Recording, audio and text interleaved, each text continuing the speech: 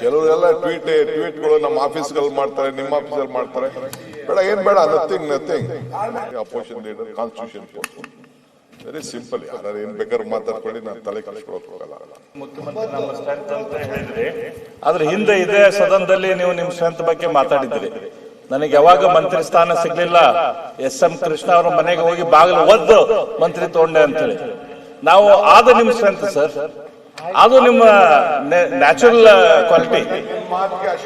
Strength 139 ಜನ, including Siddaramaiah is also with me. D K Shivakumar ಅವರು ಕಳೆದ ಒಂದು ತಿಂಗಳಿಂದ ಅವ್ರ ಭಾಷೆ, ಅವ್ರ ಟ್ವೀಟು ಎಲ್ಲ, ಒಂದು ಟ್ವೀಟ್ ಅಲ್ಲಿ 100 ಅರ್ಥ ಬರೋ ತರ ಮಾಡ್ತಾರೆ. ಒಂದು ಮಾತಲ್ಲಿ 10 ಅರ್ಥಗಳು ಬರೋ ತರ ಮಾತಾಡ್ತಾ ಇದ್ದಾರೆ.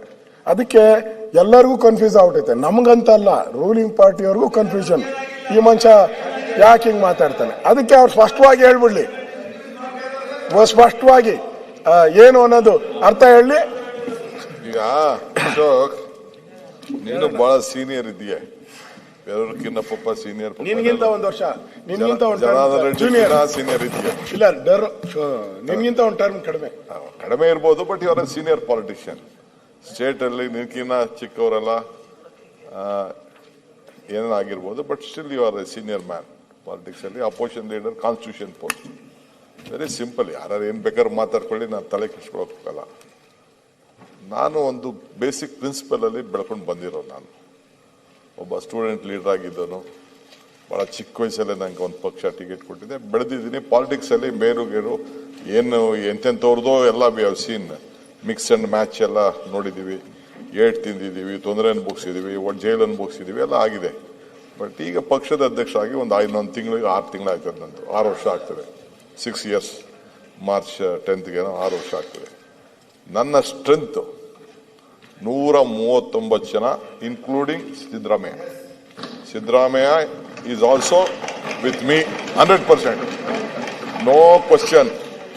ನಾವಿಬ್ರು ಒಂದು ಕೈ ಜೋಡಿ ಆಗಿ ಇಬ್ರು ಜೊತೆ ಕೆಲಸ ಮಾಡಿಕೊಂಡು ಈ ರಾಜ್ಯದಲ್ಲಿ ಜನಕ್ಕೆ ಒಂದು ಮಾತು ಕೊಟ್ಟಿದ್ದೀವಿ.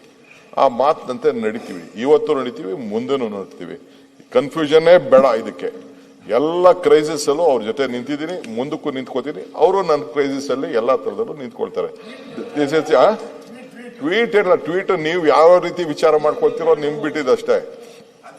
ಕೆಲವರೆಲ್ಲ ಟ್ವೀಟ್ಗಳು ನಮ್ಮ ಆಫೀಸ್ಗಳಲ್ಲಿ ಮಾಡ್ತಾರೆ, ನಿಮ್ಮ ಆಫೀಸಲ್ಲಿ ಮಾಡ್ತಾರೆ. ಬೇಡ, ಏನ್ ಬೇಡ, ನಥಿಂಗ್.